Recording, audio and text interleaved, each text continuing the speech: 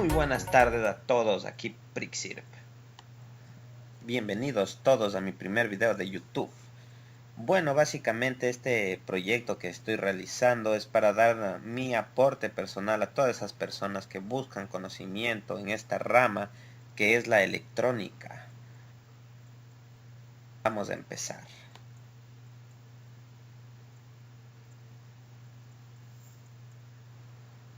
¿Qué es la electrónica?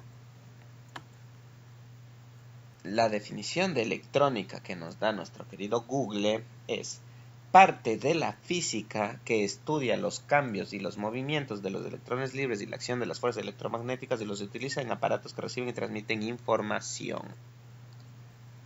Entonces, más o menos la electrónica vendría a ser esa rama de la física que enfoca su estudio en los electrones, en cómo se mueven, en cuál es el flujo y básicamente en controlarlos. ¿Y para qué nos sirve la electrónica? Esa respuesta es muy sencilla. La electrónica hoy en día es indispensable para básicamente todo lo que nos rodea. La podemos encontrar en celulares, computadoras, laptops, tabletas, telecomunicaciones, aviones, carros, televisiones LED, consolas de videojuegos, lavadoras, refrigeradoras, cocinas y una lista infinita de aplicaciones en lo que vendría a ser la industria. O sea, la industria es la que más ocupa la electrónica hoy en día y más con el tema de automatización. Entonces lo que vamos a hacer en este curso es repasar los temas básicos de la electrónica hasta temas un poco más avanzados. Calcular valores, programar elementos electrónicos, construir circuitos, hacer aplicaciones, y voy a tratar de hacerlos lo más didácticos posibles para que sea entendible y no sea tan aburrido. Pero primero vamos a ver un poco de la historia detrás de la electrónica. Alessandro Volta, 1800. Fue un físico italiano que apiló 30 veces un disco de zinc, un disco de cobre y un plano humedecido con agua sal o agua salmuera. Esta apilación de las 30 generó la primera pila voltaica. Hans Oersted y André-Marie Ampère, 1820. Hans fue un físico danés que descubre que alrededor de un conductor por el que circula una corriente eléctrica se forma un campo magnético. Y André-Marie es un científico francés que formula y demuestra experimentalmente una ley que explica en términos matemáticos la interacción entre magnetismo y electricidad. Michael Faraday, 1821. El buen Faraday fue un físico y químico británico que, basado en los descubrimientos de Oersted, construye un aparato cuyo efecto llamó rotación electromagnética. Con esto nace el famoso y conocido motor eléctrico, y 10 años después descubre el efecto inverso al propuesto por Oersted. Un campo magnético en movimiento sobre un conductor induce una corriente y así crea el generador. Y para rematar, descubrió un efecto de acumulación de carga usado en jaulas de Faraday y en capacitores. Toda la comunidad, en honor a estos descubrimientos, puso como unidad de capacidad eléctrica el faradio. Heinrich Hertz, 1887.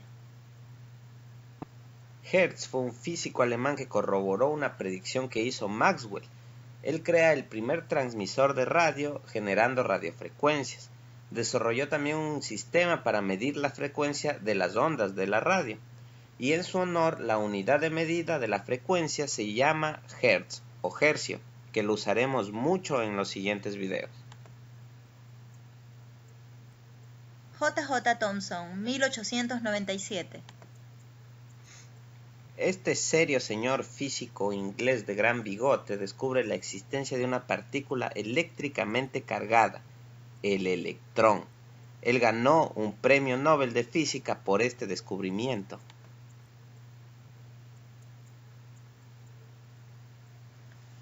John Ambrose Fleming, 1903.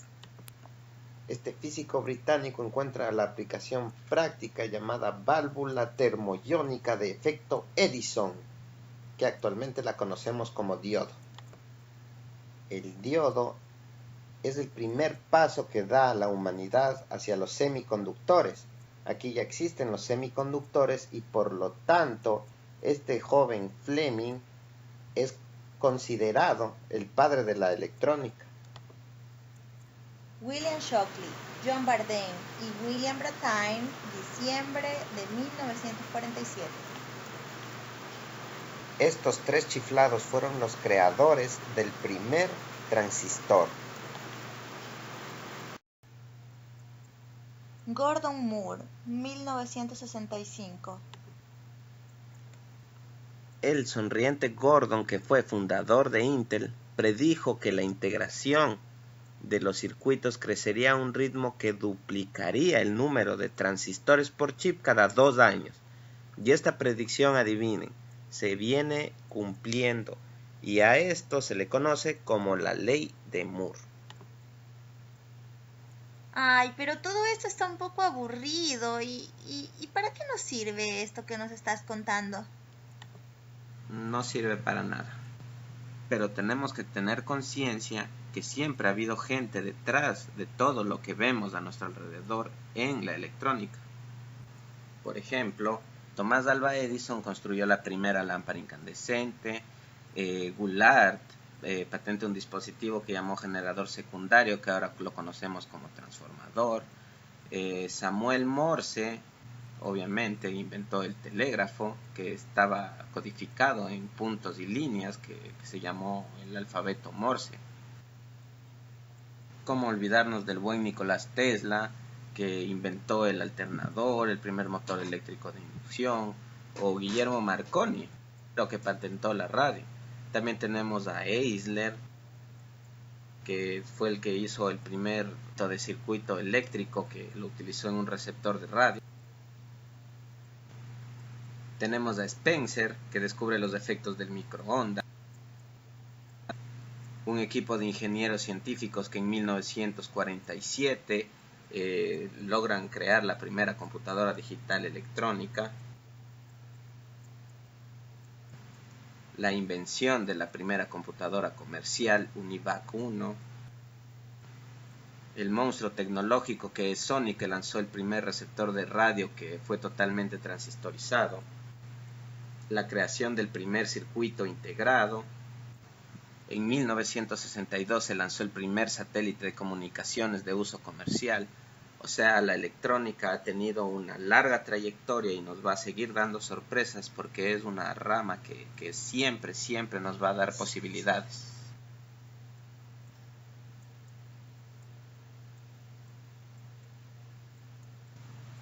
¿Y cómo se usa actualmente la electrónica?